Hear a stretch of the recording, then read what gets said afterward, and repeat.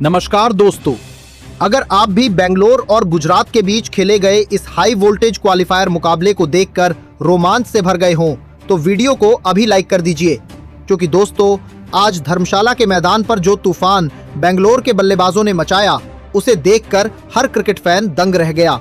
चौकों छक्कों की ऐसी बारिश हुई कि गुजरात के गेंदबाज पूरी तरह दबाव में नजर आए।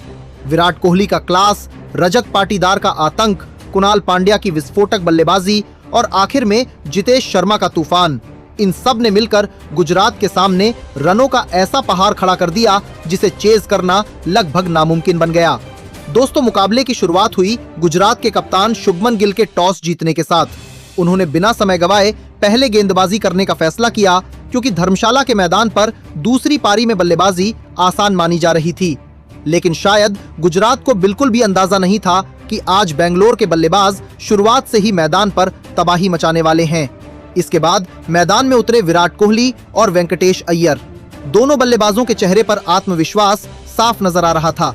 जैसे ही मोहम्मद सिराज पहला ओवर लेकर आए, वैसे ही वेंकटेश अय्यर ने अपने इरादे साफ कर दिए। पहली ही कुछ गेंदों में उन्होंने शानदार टाइमिंग के साथ लगातार 3 चौके जड़ दिए।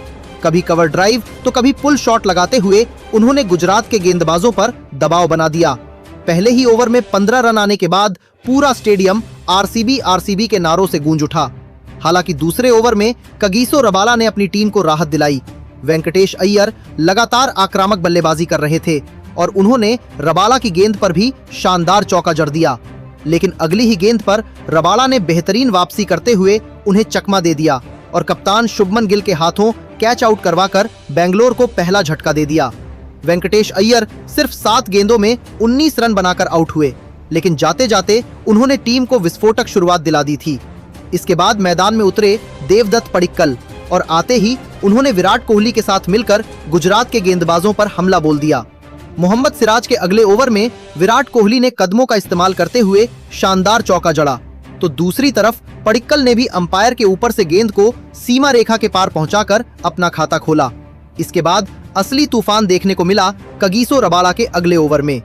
देवदत्त पडिक्कल ने लगातार 3 चौके जड़ दिए, कभी ऑफ साइड में गैप निकाला तो कभी लेग साइड में शानदार फ्लिक खेला। वहीं विराट कोहली ने भी एक शानदार चौका लगाकर गुजरात के कप्तान शुभमन गिल की चिंता बढ़ा दी। 4 ओवर खत्म होते होते बेंगलोर ने 50 रन पूरे कर लिए थे और गुजरात के गेंदबाज पूरी तरह दबाव में नजर आने लगे थे। दोस्तों, पावर प्ले के 5वें ओवर में जसन होल्डर गेंदबाजी करने आए। शुरुआत की 2 गेंदों पर उन्होंने रन रोकने की कोशिश की, लेकिन फिर देवदत्त पडिक्कल ने शानदार पुल शॉट लगाकर गेंद को सीमा रेखा के पार पहुंचा दिया। ओवर की आखिरी गेंद पर ओवर थ्रो से भी बाउंड्री मिल गई। अब बेंगलोर पूरी तरह आक्रामक मोड में थी। इसके बाद पावर प्ले का आखिरी ओवर लेकर आए कगिसो रबाला और यहीं विराट कोहली ने अपना असली रौद्र रूप दिखाया। पहली 4 गेंदों में 2 शानदार चौके लगाए और फिर 5वीं गेंद पर ऐसा लंबा छक्का जड़ा कि गेंद सीधे स्टैंड में जाकर गिरी। विराट कोहली के इस शॉट को देखकर स्टेडियम में मौजूद दर्शक खुशी से झूम उठे। 6 ओवर खत्म होने तक बेंगलोर ने 76 रन बना लिए थे और मुकाबले पर पूरी तरह पकड़ बना ली थी। पावर प्ले के बाद भी विराट कोहली और देवदत्त पडिक्कल ने रन गति कम नहीं होने दी। जसन होल्डर के 7वें ओवर में विराट कोहली ने शानदार पुल शॉट खेलते हुए एक और चौका जड़ा। दोनों बल्लेबाज आसानी से स्ट्राइक रोटेट कर रहे थे और खराब गेंदों को लगातार बाउंड्री तक पहुंचा रहे थे। तभी शुभमन गिल ने बड़ा फैसला लेते हुए राशिद खान को गेंदबाजी पर लगाया। राशिद खान ने आते ही शानदार गेंदबाजी की और दोनों बल्लेबाजों को बांध कर रखा। इसके बाद अगले ओवर में जसन होल्डर ने मुकाबले का सबसे बड़ा ट्विस्ट ला दिया। पहले विराट कोहली को 43 रन पर क्लीन बोल्ड किया। विराट कोहली का विकेट गिरते ही पूरा स्टेडियम कुछ पल के लिए शांत हो गया, लेकिन होल्डर यही नहीं रुके। इसी ओवर में उन्होंने देवदत्त पडिक्कल को भी विकेटकीपर जॉस बटलर के हाथों कैच आउट करवाकर बेंगलोर को 2 बड़े झटके दे दिए। पडिक्कल 18 गेंदों में 30 रन बनाकर आउट हुए। दोस्तों, अब पहली बार मुकाबला गुजरात की तरफ जाता हुआ नजर आने लगा था, क्योंकि बेंगलुरु ने 100 रन के अंदर अपने 3 बड़े बल्लेबाज गंवा दिए थे। लेकिन तभी मैदान में उतरे कप्तान रजत पाटीदार और कुणाल पांड्या। दोनों बल्लेबाजों ने शुरुआत से ही आक्रामक रवैया अपनाया। रजत पाटीदार ने पहली ही बड़ी गेंद पर जोरदार छक्का जड़ दिया, जबकि कुणाल पांड्या भी लगातार गैप ढूंढते हुए चौके बटोरते रहे।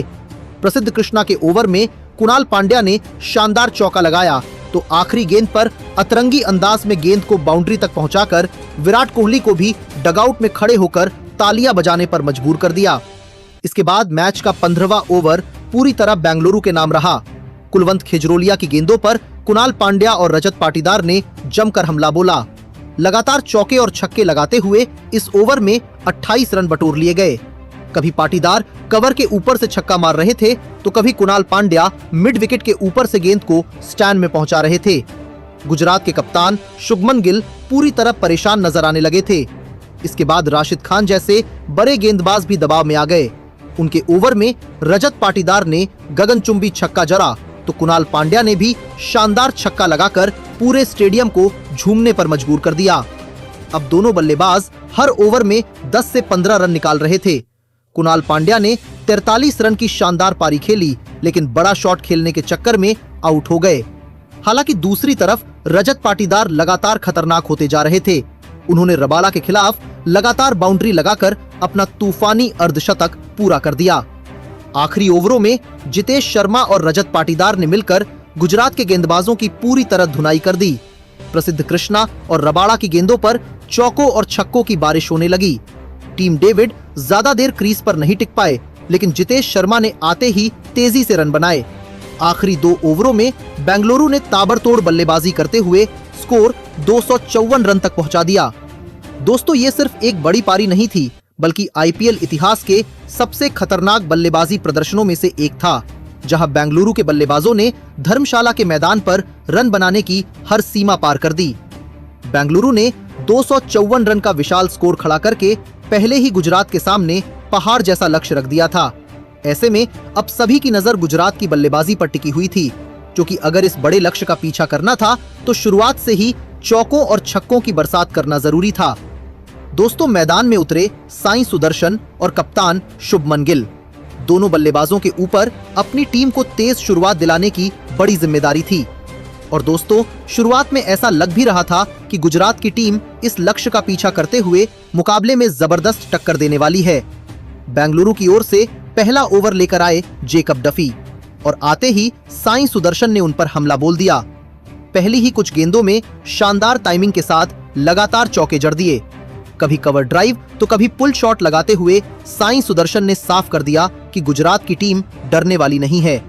पहले ही ओवर में शानदार रन आए और गुजरात के डगआउट में भी उत्साह देखने को मिला।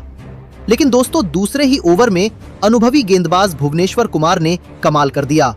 उन्होंने अपनी स्विंग गेंदों से शुभमन गिल को पूरी तरह बांध कर रखा। कभी इन स्विंग तो कभी आउट स्विंग गेंद डालते हुए उन्होंने सिर्फ 1 रन दिया और अचानक दबाव गुजरात के ऊपर आ गया।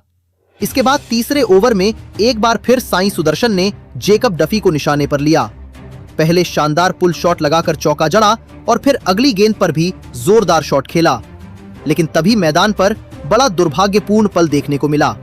चौका लगाने के दौरान साई सुदर्शन का बल्ला हाथ से छूट गया और सीधे स्टंप से टकरा गया। शानदार लय में नजर आ रहे साई सुदर्शन दुर्भाग्यपूर्ण तरीके से 14 रन बनाकर आउट हो गए। ये विकेट गुजरात के लिए बहुत बड़ा झटका था, क्योंकि साई सुदर्शन काफी खतरनाक दिखाई दे रहे थे। दोस्तों, इसके बाद मैदान में उतरे जॉस बटलर और आते ही उन्होंने अपने इरादे साफ कर दिए।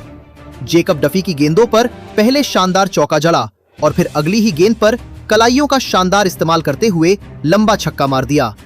पूरे स्टेडियम में गुजरात के फैंस खुशी से झूम उठे। लेकिन दोस्तों, गुजरात की मुश्किलें यही खत्म नहीं हुई। अगले ही ओवर में भुवनेश्वर कुमार ने कप्तान शुभमन गिल को अपनी खतरनाक इन स्विंग गेंद पर क्लीन बोल्ड कर दिया।